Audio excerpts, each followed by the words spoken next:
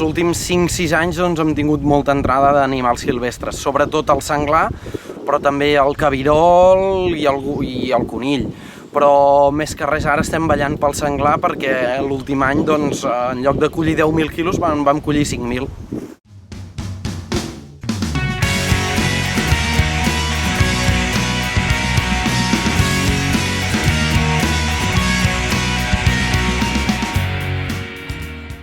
Hem demanat alguns permisos, ho concedeixen per zones, en alguna zona ens l'han concedit, alguns caçadors venen, tampoc no hi ha una dotació de caçadors tan grans al territori per controlar tota la quantitat d'espècies, no dic per eliminar o extingir, sinó per controlar, no? Que almenys que no tinguem aquestes pèrdues tan grans. Pensem que al Camp de Tarragona hi ha 5 espècies emblemàtiques que ens causen danys a l'agricultura, com són el porc senglar, el cabirol, el tudó, el conill, i després tindríem també la garsa i espècies al·lòctones invasores com pot ser la cotorra, que causa molts de danys a l'omella.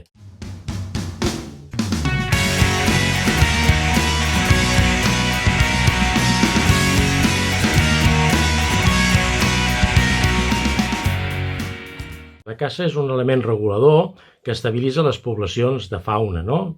És a dir, els excedents que hi ha. Pensem que a Catalunya tenim censats aproximadament més de 200.000 porcs senglars abans de cacera i se'n cacen 70.000. Aleshores, clar, si no hi ha l'acció de la caça que treballa com aquest element regulador i baixa les poblacions, molt malauradament podrem collir ni raïm, ni olives, ni avellanes, ni blat de moro.